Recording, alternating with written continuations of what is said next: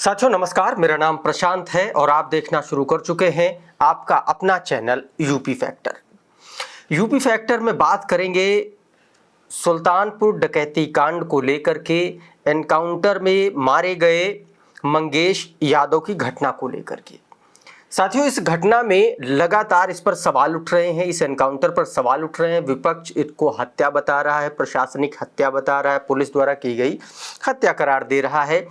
Bharatiya Janata party इसको लेकर के लगातार अखिलेश यादव पर हमलावर है। अखिलेश यादव सीधे तौर पर आरोप लगाते हुए कह रहे हैं कि जिस तरीके से एनकाउंटर किया गया, जाति देखकर एनकाउंटर किया गया, जाति देखकर मारा गया। जो ठाकुर समाज का व्यक्ति था, जो इस पूरी डकैती कांड का सरगना था, पूरा मास्टरमाइंड था, उसको 2 बार नोटिस भेज करके पुलिस ने कोर्ट में सरेंडर करवा दिया। उसके ऊपर 34 मुकदमे थे, जबकि 7 मुकदमों का आरोपी मंगेश यादव को एनकाउंटर में मार दिया गया। तमाम सारी थ्योरी हैं। कहा जा रहा है कि 2 तारीख को 50,000 का इनाम हुआ, फिर उसके बाद 1 लाख का इनाम हुआ, 4 तारीख को पकड़ा गया और 6 तारीख को एनकाउंटर कर दिया गया। तमाम तरीके की बातें चल रही हैं और इसको लेकर के अखिलेश यादव ने जौनपुर में जो मंगेश यादव का जो पैतृक गांव है, जो घर है बक्सा ब्लॉक में, वहां पर उनके परिजनों से बातचीत की फ़ोन पर। समाजवादी पार्टी का प्रतिनिधिमंडल गया, अंत्येष्टि में प्रतिनिधिमंडल शामिल हुआ। अच्छा, जौनपुर विद्यालय में क्या था? जी भैया। और उसके बाद भैया 3-4 दिन पहले सोमवार को जो है पुलिस वाले रात को आते हैं शादी वर्दी में और उठा के इसको लेके जाते हैं, बोलते हैं पूछताछ के लिए लेके जा रहे हैं, छोड़ देंगे। और सुबह घटना होती है कि उसको मार दिया फिर एनकाउंटर में। कब उठा ले गए थे इसको? सोमवार को भैया 2 बजे रात को उठा गए। अच्छा, सोमवार को उठा ले गए? जी भैया। और ये क्या कहते हैं, गोली सटा के मारी, क्या किया इन्होंने? भैया ये तो पता नहीं चला, लेकिन सटाके ही जैसा लग रहा हमारा है। चेहरा बहुत बेबस है भैया, कुछ देखने लायक नहीं भैया, बहुत बेबस चेहरा है। अरे बुरी तरीके से मार रखा है। और भैया यहाँ पे 2 प्लाटून पीएससी एंड बहुत सारे लोगों को लेकर जबरदस्ती फोर्सफुली ये लोग जो है क्रीमेशन कराना चाहते हैं। नहीं, कमीशन क्या कह रहे हैं लोग? और पार्टी का नेता कोई आया नहीं? कोई नहीं भैया। मेरी जिला अध्यक्ष जी से 2 बजे दिन में बात हुई। कई बार मेरा नाम धनंजय यादव भैया, मैंने कई बार कहा जो है। उसके बाद वो कह रहे हैं सुबह आएंगे राष्ट्रीय अध्यक्ष जी, वो इधर तो ब्लफिंग कर रहे थे। और ऋषि भैया जो है भैया 4 बजे से आके यहाँ बैठे हुए हैं अभी बस के। और ऋषि भैया छोड़ कोई नहीं आया हुआ है यहाँ। एक बार कौन है अभी यहाँ पर? डीएम वगैरह है कोई? नहीं, डीएम नहीं, एसपी कुछ नहीं भैया। इंस्पेक्टर रैंक के लोग बस केवल हैं अभी। करना भी मैं पार्टी के लोगों से कहता हूँ, अंत्येष्टि मत होना, बोला सुबह करेंगे। नहीं भैया, रोक रखा हुआ ऋषि भैया और एक कृष्णा यादव यहाँ के लोकल जिला पंचायत लड़ रहे थे। कोई अधिकारी उससे बात करना? ठीक है, मैं बात करा रहा हूँ। और अब जो ताज़ा अपडेट्स हैं वो ये है कि मंगेश यादव एनकाउंटर केस की मजिस्ट्रेटियल जांच जो है, न्यायिक जांच के आदेश हो गए हैं। अभी 2-3 घंटे पहले की ये खबर है जिसमें आदेश दे दिया गया है कि अब इसमें न्यायिक जांच होगी। इसको लेकर के ये कहा गया कि सुल्तानपुर के जो जिलाधिकारी हैं वो इसकी जांच करेंगे, लेकिन सवाल ये है कि जो एसडीएम है वो भी ठाकुर हैं। ठाकुर जांच करेगा, ठाकुर एनकाउंटर करेगा, ठाकुर पदों पर जो बैठे हुए हैं वही सब कुछ करेंगे, तो फिर न्याय कैसे मिलेगा? ये भी एक अपने आप में बड़ा सवाल है साथियों। बहुत सारे सवाल उठ रहे हैं और इसीलिए इसमें ये कहा जा रहा है कि एनकाउंटर का जो सच है वो सामने आना चाहिए। इस पर तमाम सारे पत्रकारों से लेकर के तमाम सारे लोग सवाल उठा रहे हैं। बहुत सारे ऐसे सवाल हैं जिसको लेकर के कहा जा रहा है कि इसमें सीधे सीधे जो है कुछ लोगों को बचाया गया और कुछ लोगों को जानबूझकर फंसाया गया या मारा गया। वरिष्ठ पत्रकार हैं रोहिणी सिंह, वो सीधे सीधे जो एनकाउंटर करने वाले जो डीएसपी हैं शाही, उनके ऊपर आरोप लगा रही हैं। तमाम तरीके के उनके ऊपर भी आरोप लग रहे हैं। कहा जा रहा है कि उनकी पत्नी जो है वो भारतीय जनता पार्टी में महिला मोर्चा की जिलाध्यक्ष रही हैं और अभी हाल फिलहाल में जो राज्य महिला आयोग का गठन किया गया नई टीम का, उसमें उनको सदस्य के तौर पर जिम्मेदारी मिली है। तमाम सारे इस तरीके का पॉलिटिकल पहलू भी सामने आ रहे हैं। सीधे तौर पर रोहिणी सिंह अपने पोस्ट में लिख रही हैं, ये देखिए, ये रोहिणी सिंह का पोस्ट है, मैं आपको पढ़ के सुना दे रहा हूँ। वो लिखती हैं कि सुनने में आया है कि चप्पल वाले पुलिस अधिकारी पार्ट टाइम प्रॉपर्टी डीलर का भी काम करते हैं। गोमती नगर एक्सटेंशन में उनकी खास रुचि रहती है और हर विवादित जमीन पर उनकी तेज नजर भी रहती है। संपत्ति का ब्यौरा मांगने वाली योगी सरकार को जरा चप्पल वाले अधिकारी की भी जांच करनी चाहिए। मैं आपको यहाँ पर बता दूं कि जिस वक्त मंगेश यादव का एनकाउंटर किया गया उस वक्त जो डीके शाही थे, जिस एसटीएफ टीम का नेतृत्व कर रहे थे डीके शाही साहब, ये जो है ये चप्पल में एनकाउंटर करने गए थे। तो सवाल ये उठता है कि पुलिस जब एनकाउंटर करने जाती है तो क्या चप्पल पहन के जाती है क्या? और इसीलिए सवाल उठ रहे हैं, तमाम सारे तकनीकी सवाल भी उठ रहे हैं साथियों। क्या कुछ मंगेश यादव के पिता का कहना है, ये मैं आपको एक बार सुनाने की कोशिश करूंगा कि मंगेश यादव क्या कह रहे हैं। फिर ही पाए, सुनिए। इन लोग मार के 4 बजे सुबह वहाँ इसको दिखाए तो मैं गुजरात से भाग के आया, हमारा लड़का आज मार दिया। सर अब फ्री पाए, उसके साथ में कोई गार्जियन नहीं पाए ना, वो फ्री पाए अपना दिखा के मार दिए सर। तो ये आरोप लगा रहे हैं मंगेश यादव के पिताजी। मंगेश यादव की बहन का क्या कुछ कहना है, ये सुनिए जरा। ऐसे नहीं थी तो भैया में पैसा दे के चले आए घर पे। सुनिए। 28 तारीख को फिर के सोमवार को 2 बजे रात को आई थी पुलिस, जबरदस्ती हमारे भाई को लेकर गई। जब हम लोग पूछताछ करने लगे तो बोले कि हम उनसे पूछताछ करके हम छोड़ देंगे। फिर से वो छोड़े नहीं और हम लोग को बोले ज्यादा बोलोगे तो मारेंगे भी। और फिर आके घर में पूरा चेक किए, कुछ मिला नहीं और लेकर गए थे मोबाइल बस भाई के।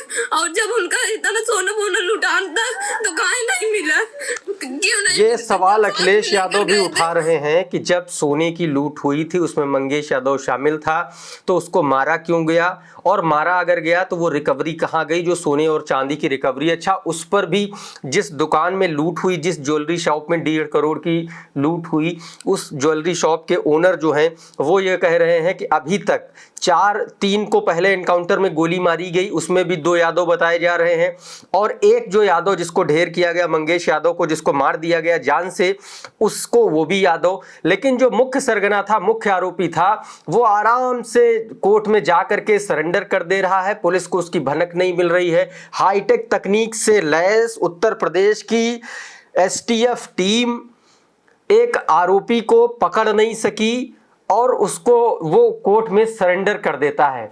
ये अपने आप में एक बड़ा सवाल उठ रहा है। उत्तर प्रदेश के एक और वरिष्ठ पत्रकार हैं, वो सीधे तौर पर लिख रहे हैं, संजय शर्मा अपना चैनल चलाते हैं 4 PM के नाम से। वो क्या कुछ कह रहे हैं इसके बारे में आप सुन लीजिए जरा। संजय शर्मा लिखते हैं कि यूपी एसटीएफ की बहादुरी की कहानी अब पूरे देश में गूंज रही है। सभी हैरान हैं कि एसटीएफ में सालों से लोग कैसे तैनात हैं और कैसे बेशुमार दौलत इकट्ठा किए हुए हैं। इन बहादुर लोगों की कहानी के बीच बदमाशों ने आगरा में एक सिपाही को गोली मार दी। सिपाही अवैध खनन रोकने पहुंचा था, अब आगरा सिपाही को गोली मारने का बदला लेना ही पड़ेगा। पर इतनी फजीहत हो गई कि अब एनकाउंटर जाति देखकर करना थोड़ा मुश्किल हो जाएगा। सीधे तौर पर संजय शर्मा सवाल उठा रहे हैं और तंज कस रहे हैं सरकार पर। ये देखिए, ये संजय शर्मा का ट्वीट है जो मैं आपको दिखाना चाह रहा हूं साथियों। अच्छा, इस बीच एक और बात की मैं आपसे चर्चा करना चाहता हूं। जो एनकाउंटर टीम का जो लीड कर रहे थे डीएसपी साहब, वो प्रमोटी हैं। उनको 2 बार आउट ऑफ टर्म जाकर के प्रमोशन मिला और 50 से ज्यादा एनकाउंटर कर चुके हैं। साथियों, मैं एक बात और यहां पर क्लियर कर दूं, इस एनकाउंटर पर भारतीय जनता पार्टी के वरिष्ठ नेता, पूर्व सांसद, गोंडा के बाहुबली नेता, भारतीय जनता पार्टी के बड़े नेता ब्रजभूषण शरण सिंह ने आज एबीपी न्यूज को एक इंटरव्यू दिया। एबीपी न्यूज के जो उत्तर प्रदेश के जो ब्यूरो हैं वीरेश पांडे को एक इंटरव्यू दिया। उस इंटरव्यू में सीधे तौर पर ब्रजभूषण शरण सिंह ने कहा कि ये एनकाउंटर इस तरीके के एनकाउंटर नहीं होने चाहिए। उन्होंने सीधे तौर पर अपनी ही पार्टी की सरकार पर, योगी आदित्यनाथ की पुलिस पर, एसटीएफ पर इस तरीके से सवाल उठा दिए हैं। अच्छा, मैं बात कर रहा था डीके शाही की। डीके शाही साथियों, ये वो व्यक्ति हैं, ये इनको 2 बार आउट ऑफ टर्म प्रमोशन मिला है, 2 बार इनके सितारे बदले गए हैं, 50 से ज्यादा लगभग ये एनकाउंटर कर चुके हैं।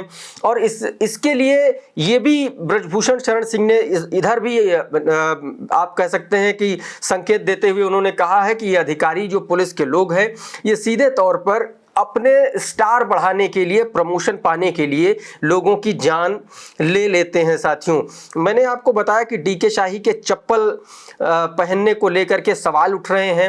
आखिर कौन ऐसा पुलिस अधिकारी होता है जो एक इतना खतरनाक मुजरिम को पकड़ने जाता है, 1 लाख का इनाम होता है और इतनी भारी भरकम टीम, इतनी सुरक्षा से चाक चौबंद टीम, और उस टीम को लीड करने वाला जो व्यक्ति है वो हवाई चप्पल में एनकाउंटर स्पॉट पर होता है, वहां पहुंच जाता है।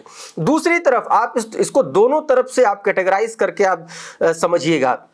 एक तो ये थ्योरी है पुलिस की, दूसरी थ्योरी है जो परिजन कह रहे हैं, जो मंगेश यादव की मां कह रही हैं, जो मंगेश यादव के पिता कह रहे हैं, जो मंगेश यादव की छोटी बहन कह रही है।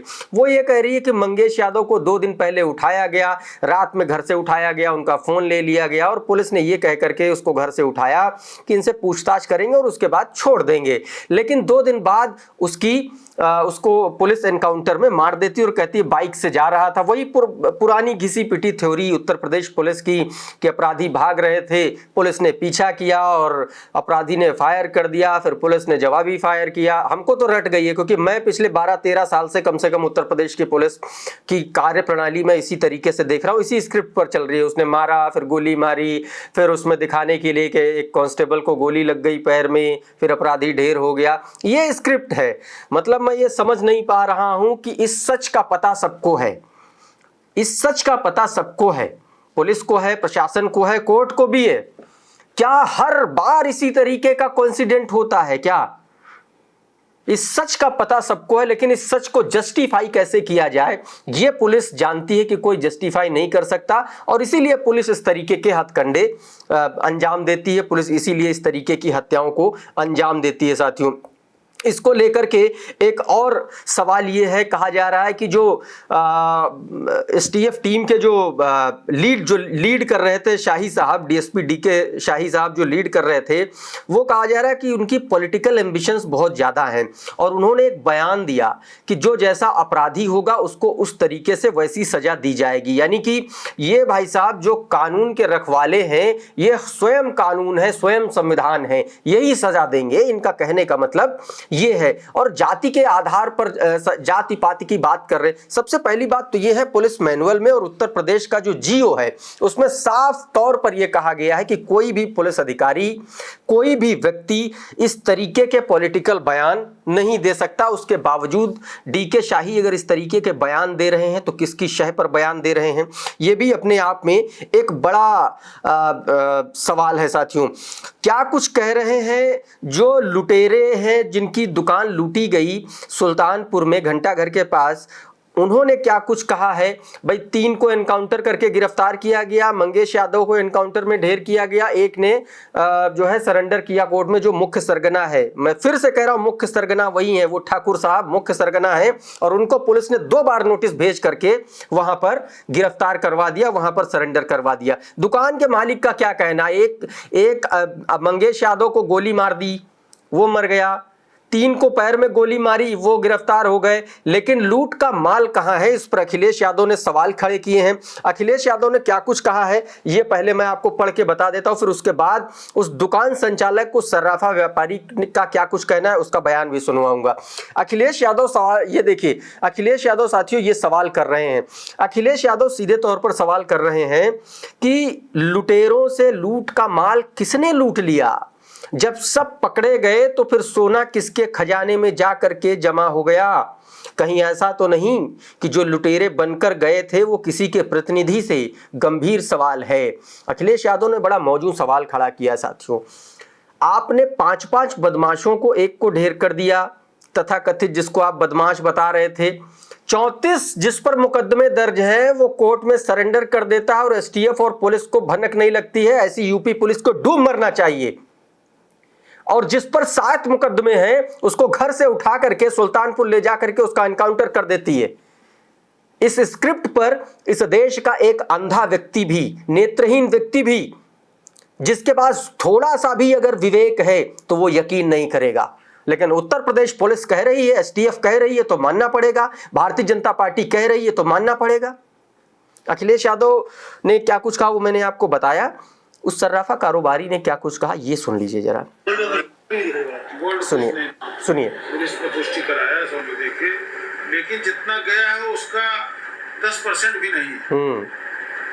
जितना हमारे पास स्टाफ था, गोल्ड कुछ नहीं दिए, क्योंकि गोल्ड की जो है ज्यादा वैल्यू थी, सुनिए। कीमत था, लेकिन अब वो देख पैसा भी नहीं दिखा कहीं से। वहाँ पर आपको बुलवाया नहीं गया, 10% भी नहीं बरामद कर पाई है पुलिस और ढेर कर दिया एनकाउंटर में। 50,000 इनाम हुआ, फिर 1 लाख बढ़ा दिया, फिर एनकाउंटर कर दिया। सितारे बढ़ जाएंगे, बिल्ले बढ़ जाएंगे। डीके शाही साहब क्या करोगे जाकर के? जवाब क्या दोगे? अपनी शक्ल कैसे आईने में देख पाते हो? ये सबसे बड़ा सवाल है। कानून व्यवस्था के नाम पर, संविधान के नाम पर वोट मांगने वाले लोग अगर इस तरीके का काम करेंगे तो सवाल उठेगा भाई साहब, उठेगा। सवाल उठेगा कि संविधान के अनुच्छेद 21 में अगर जीवन जीने का अधिकार हर किसी व्यक्ति को हमारे संविधान ने दिया है तो उस संविधान से ऊपर कौन सी सरकार हो गई, कौन सा प्रशासन हो गया, कौन सा डीके शाही हो गया? ये सवाल हर कोई पूछेगा साथियों। इसको लेकर के एक और बहुत इंपॉर्टेंट बात है।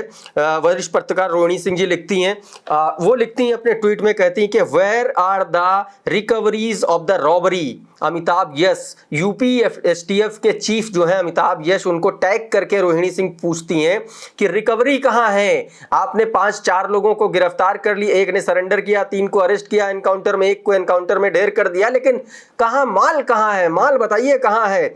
The mastermind Vipin Singh has been in your custody. Mastermind जो विपिन सिंह है वो आपकी कस्टडी में है। मंगेश यादव को आपने गोली मार के खत्म कर दिया और अभी भी आप ये नहीं बता पा रहे हैं 28 तारीख के बाद से कि माल कहां है। चांदी के 10% जेवरात आपने बरामद करके दे दिए, बाकी का 90% माल कहां है? 1.5 करोड़ में सोने का माल कहां है? व्हेन, अब आगे वो लिखती हैं, when will you do a press conference of this issue? वो सवाल कर रही हैं, आप इस मुद्दे पर प्रेस कॉन्फ्रेंस कब करेंगे? रोहिणी सिंह जी सीधे तौर पर चैलेंज करते हुए लिख रहे हैं, वो कह रही हैं, if your deputy SP in hawai chappal can't attend back patting event and get people to clap for him, surely you and he can address a press conference on this killing। वो सीधे तौर पर इसको किलिंग करार दे रही हैं साथियों। अब इसका एक और मैं ट्वीट बताता हूं। वरिष्ठ पत्रकार है आलोक पाठक। आलोक पाठक क्या कुछ लिखते हैं? वो लिखते हैं कि क्या एक प्रमोटी डिप्टी एसपी की मनमानी उसके राजनीतिक आका की राजनीति खत्म कर देगी? वैसे भी जब इतिहास लिखा जाएगा तो इस चीज का जिक्र जरूर होगा कि कुछ अयोग्य प्रमोटी अधिकारियों की वजह से कैसे एक राजनीतिक व्यक्ति का करियर तबाह हो गया। वो कौन राजनीतिक व्यक्ति है, वो कौन राजनीति कर रहा है, ये हर कोई जानता और किस पर ये सारे सवाल उठ रहे हैं साथियों। तो इस तरीके से तमाम सारे पत्रकार, ये देखिए, ये डीके शाही का वो फोटो है जिसमें वो चप्पल में खड़े नजर आ रहे हैं। देख लीजिए, चप्पल पहने हुए हैं काली टी शर्ट में, और यही वो टीम है। मंगेश यादव का ब्लड शेड पड़ा हुआ है। तो इस तरीके से ये देखिए, मैं जूम करके इनकी चप्पल दिखा दे रहा हूं। ये चप्पल है स्केचर्स की महंगी वाली चप्पल डिप्टी एसपी साहब पहने हुए हैं, और ये वो चप्पल है जिसमें अंगूठा भी नहीं फंस सकता। तो सवाल ये उठता है, जिसमें अंगूठा नहीं फंस सकता, वो चप्पल पहन के ये भाई साहब गए थे एनकाउंटर करने, ये लीड करने गए थे। सवाल ये है कि इस तरीके के पोज में कोई एनकाउंटर करने नहीं जाता है। जब किसी की हत्या हो जाती है तो उस टीम का चीफ आकर के फोटो खिंचवाता है, अपने बिल्ले बढ़वाता है। ये यथार्थ सत्य है इस उत्तर प्रदेश के पुलिस महकमे का, ये यथार्थ सत्य है। एक और बहुत बड़ा सवाल, बहुत बड़ा दावा, जो विपिन सिंह है उस पर 34 मुकदमे हैं। मैं फिर कह रहा हूं, 34 मुकदमों की लिस्ट है। मैं आपको भी पढ़ के बता दे रहा हूं। सुल्तानपुर के चांदा थाने में 6 मुकदमे दर्ज हैं। 354, 412, 413, 414 आर्म्स एक्ट, बहुत सारे गैंगस्टर एक्ट में तमाम सारे मुकदमे दर्ज हैं साथियों। ये देखिए, ये पूरी लंबी लिस्ट है। जिस व्यक्ति ने कोर्ट में सरेंडर किया है, जो ठाकुर जाति का है विपिन सिंह, ये उसके कारनामों की लिस्ट है। इसने सरेंडर कर दिया। अभी ये एसटीएफ की कस्टडी में है, लेकिन एसटीएफ वाले कुछ बोल नहीं पा रहे हैं, कुछ समझ नहीं पा रहे हैं कि कैसे ये रिकवरी कराई जाए। और ये मंगेश यादव का आपराधिक रिकॉर्ड है, जिसको एनकाउंटर में मार दिया गया। मंगेश यादव के खिलाफ 7 मुकदमे दर्ज हैं। सुल्तानपुर में 4 मुकदमे हैं, 1 प्रतापगढ़ में और 3 जौनपुर में साथियों। इसमें आप देखेंगे तो भारतीय न्याय संहिता 310, 379, 411, 413, 444, गैंगस्टर एक्ट, इस तरीके से 7 मुकदमे दर्ज हैं। 34 मुकदमों वाला सीधे जाकर के कोर्ट में सरेंडर कर देता है, और 7 मुकदमों वाला बेचारा पुलिस की गोली का शिकार हो जाता है। तमाम तरीके के सवाल पूछे जा रहे हैं। यूपी एसटीएफ के चीफ अमिताभ यस से इस तरीके के सवाल किए जा रहे हैं। चप्पल वाले डीके शाही के बारे में सवाल किए जा रहे हैं। डीके शाही का पॉलिटिकल कनेक्शन निकाला जा रहा है। उसमें डीके शाही को लेकर के ये भी कहा जा रहा है कि ये जो है इनका ज़मीनों को लेकर के बड़ा वो रहता है, ज़मीनों पर इनकी बड़ी निगाह रहती है। उस पर एबीपी न्यूज़ के एक वरिष्ठ पत्रकार हैं अभिषेक उपाध्याय, उन्होंने भी बहुत रोचक तथ्य लिखा है। उसके बारे में भी मैं आपको एक बार बताने की कोशिश करूंगा। उनके ट्विटर हैंडल पर मैंने देखा था, हालांकि उन्होंने अपने 2 ट्वीट डिलीट कर दिए। कल उन्होंने 2 ट्वीट किए थे, उसमें 5 से 7 सवाल, बहुत गंभीर सवाल उठाए थे जो मैंने शुरुआत में आपके साथ उठाए साझा किए हैं। उसी से मिलते जुलते सवाल उन्होंने उठाए थे। अब उसको लेकर के साथियों ये देखिए, ये वो कटिंग है। यूपी एसटीएफ अफसर की पत्नी को क्या लिखा देख लीजिए। इसमें सीधे सीधे लिखा, यूपी एसटीएफ के अफसर की पत्नी को योगी सरकार ने दी अहम जिम्मेदारी, इस आयोग में बनाया सदस्य। ये खबर है एबीपी न्यूज की। और अभिषेक उपाध्याय लिखते हैं, यूपी एसटीएफ के अधिकारी डीके शाही की जो पत्नी है रितु शाही, भारतीय जनता पार्टी की गोरखपुर क्षेत्र की महिला मोर्चा की क्षेत्रीय कोषाध्यक्ष हैं ये। अब उनकी यूपी महिला आयोग में नियुक्ति हो गई, वो सदस्य बन गई हैं। और डीके शाही की अगुवाई में ही मंगेश यादव एनकाउंटर को अंजाम दिया गया है। तो क्या इसको लेकर के सवाल उठ रहे? अच्छा, जात पात वाला जो बयान डीके शाही साहब दे रहे हैं, किसी अफसर को ऐसा पॉलिटिकल बयान आपने देते हुए आज तक नहीं सुना होगा। सुन लीजिए डीके शाही क्या बयान दे रहे हैं। कल अचानक आपकी बदमाशों से मुठभेड़ हो गई, घटनाक्रम बता दीजिए। देखिए, वो जो अपराधियों का चल रहा है, अपराध का बोलबाला था, है नहीं, अब नहीं। अब ऑर्गेनाइज्ड क्राइम खत्म हो गया, पिछले काफी कुछ हो गया, लेकिन अभी भी घटनाएं हो जा रही हैं जिसका पुलिस बहुत सफलतापूर्वक अनावरण कर रही है। जो जिस लायक है उसको वैसा उस तरह से उसका जवाब दिया जाए। हाँ, कल की घटना है, अभी यहाँ एक ज्वेलर्स के यहाँ डकैती पड़ी थी बीती 28 तारीख को, और इससे पूरे प्रदेश में, विशेषकर समाज में, सुल्तानपुर जनपद में दहशत का माहौल पैदा। तभी से सीनियर अधिकारियों के द्वारा एसटीएफ टीम और जिला पुलिस को लगाया गया था, जिस घटना का अनावरण के लिए लगातार प्रयास किए जा रहे थे। कल अचानक दौरान गिरफ्तारी बदमाशों द्वारा हमारे एसटीएफ टीम पर फायरिंग किया गया था, जिसमें हमारे एसटीएफ वाले बाल बचे। जवाबी फायरिंग में एक बदमाश मारा गया। जवाबी फायरिंग में, वही मैं जो इस स्क्रिप्ट की बात कर रहा था, ये इस तरीके के जात पात वाले बयान दे रहे हैं। ये दरअसल इनका सम्मान समारोह किया गया था। एसटीएफ के ये जो भाई साहब डीएसपी हैं, इनका फुटबॉल वॉलीबॉल का कुछ आयोजन था, उसमें इनका सम्मान किया गया था। तो साथियों, इस तरीके से बहुत सारी बातें ऐसी थी जिसको लेकर के सवाल खड़े हो रहे थे। ये देखिए, इस पोस्ट की मैं बात कर रहा हूँ जो एबीपी न्यूज़ के वरिष्ठ पत्रकार अभिषेक उपाध्याय ने इस पूरे एनकाउंटर पर उठाए हैं। मैं ये इन सवालों को एक बार फिर से आप लोगों के साथ साझा करना चाहूँगा, रिपीट करना चाहूँगा, सुनिएगा गौर से। ये लिखते हैं कि घटना 28 अगस्त को सुल्तानपुर के घंटा घर की एक ज्वेलरी शॉप भरत ज्वेलर्स में डकैती होती है। 3 सितंबर को पुलिस के साथ एक मुठभेड़ होती है जिसके तहत पैर में गोली मारी जाती है और पुष्पेंद्र सिंह, सचिन सिंह और त्रिभुवन को गिरफ्तार कर लिया जाता है। पुलिस बचे आरोपियों पर 1-1 लाख का इनाम घोषित कर देती है। यानी कि जितने सिंह हैं, एक सिंह जाकर के कोर्ट में सरेंडर कर देता है और 3 सिंह को पैर में गोली मार करके अरेस्ट कर लेती है और उसके बाद इनाम घोषित कर दिया जाता है 1 लाख रुपए का। आप समझ रहे हैं कि पहले जितने ठाकुर साहब लोग हैं उनको गोली मार के, पैर में गोली मार के सरेंडर करवा के अंदर करो, उनको सुरक्षित करो, उसके बाद इनाम बढ़ाओ और एनकाउंटर कर दो। उसके बाद साथियों क्या, ये वही उसी के बारे में सवाल उठाते हुए लिख रहे हैं। फिर बचे हुए आरोपियों पर 1-1 लाख का यूपी एसटीएफ इनाम घोषित कर देती है। इस बीच मुख्य आरोपी विपिन सिंह नाटकीय अंदाज में कोर्ट में सरेंडर कर देता है। तमाम टेक्निकल सर्विलांस से लैस एसटीएफ को कोर्ट पहुंचते विपिन सिंह की लोकेशन की भनक तक नहीं लगती है। इसके अगले ही दिन यानी कि 5 सितंबर को पुलिस के बिछाए जाल में मंगेश यादव फंस जाता है। आगे की कहानी कुछ ऐसे है कि वो एसटीएफ की टीम को देखता है, फायरिंग करता है, जवाबी फायरिंग में वो मारा जाता है। ये यूपी पुलिस की आगे की अपनी अंडरस्टूड वाली स्क्रिप्ट है। अब इस ऑपरेशन को लेकर के कुछ अहम सवाल खड़े होते हैं, जैसे डीके शाही का जो फुटबॉल वॉलीबॉल संघ है वो सम्मान करता है। मीडिया रिपोर्ट्स के मुताबिक डीके शाही यहां बाकायदा जाति पाति के मुद्दे पर बयान देते, मैंने अभी आपको ये वीडियो दिखाया इससे पहले वाला, उसमें वे बयान देते हुए दिख रहे हैं साथियों। अब इसमें कुछ बहुत महत्वपूर्ण सवाल हैं। सवाल ये कि आखिर वो कौन सी परिस्थिति थी, कौन सी स्थिति थी जिसमें पुष्पेंद्र सिंह, सचिन सिंह और त्रिभुवन के पैर में गोली मारकर गिरफ्तार कर लिया जाता है, लेकिन मंगेश यादव को ठोक दिया जाता है, मंगेश यादव को मार दिया जाता है। पहला सवाल।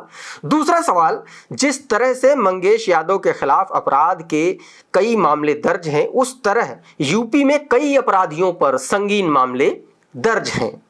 कितने मामलों में एनकाउंटर हुआ और कितने मामलों में पैर में गोली मारी गई, ये भी एक बड़ा सवाल है। दूसरा ये सवाल कि ये मास्टरमाइंड कहा जा रहा विपिन सिंह कौन है जो इतने नाटकीय ढंग से कोर्ट में सरेंडर करता है, कहीं पत्ता तक नहीं खड़कता।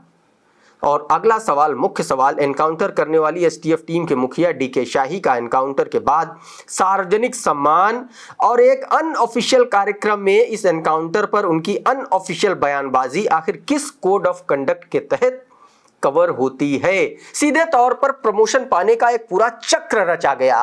पहले गोली मारी गई, खत्म कर दिया गया, फोटो खिंचवाई गई चप्पल में, फिर उसके बाद अगले ही दिन एक कार्यक्रम में सम्मानित किया गया। उस कार्यक्रम में बाकायदा बाइट देते हैं, बयान देते हैं, एनकाउंटर का जिक्र करते हैं, फूल मालाएं पहनते हैं, यानी कि स्टार बढ़ाने का अपना पूरा इंतजाम इन्होंने किया।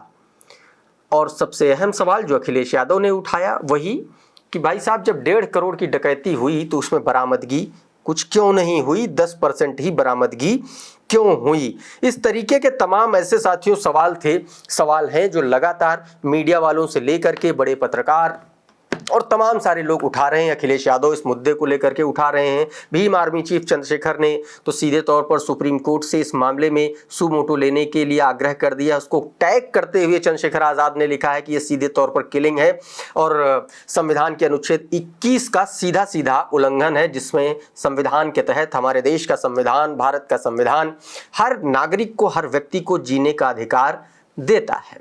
तो साथियों, ये मंगेश एनकाउंटर केस की पूरा चिट्ठा है, कच्चा चिट्ठा है, जो मैंने आपके सामने खोल करके रख दिया। अब आप सोचने के लिए, समझने के लिए स्वतंत्र हैं कि ये वाकई में एक ऐसा एनकाउंटर है जिसमें अपराधी भागता है, पुलिस पीछा करती है, अपराधी गोली चलाता है, फिर वो मार दिया जाता है, या एक ऐसा एनकाउंटर है जो उसके माता पिता कह रहे हैं कि रात के अंधेरे में उसको घर से उठाया, उसको ले गए, 2 दिन तक अपने पास रखा, तीसरे दिन ले जा करके गोली मारकर हत्या कर दी। जवाब आप दीजिए, सोचना आपका है, तय करना आपका फैसला है, लेकिन कहानी यही है। तो साथियों, आज के इस वीडियो में फ़िलहाल इतना ही। हमारा ये वीडियो आपको कैसा लगा हमें कमेंट बॉक्स में ज़रूर बताइए। अगर ये वीडियो आपको अच्छा लगा तो हमारे चैनल को सब्सक्राइब कर लीजिए, हमारे चैनल को लाइक कर दीजिए, सब्सक्राइब कर लीजिए, बेल आइकन दबा दीजिए, ताकि इसी तरीके के तमाम वीडियोस आपको सबसे पहले मिलते रहें। साथियों, बहुत बहुत शुक्रिया, बहुत बहुत धन्यवाद। बने रहिए यूपी फैक्टर के साथ। नमस्कार।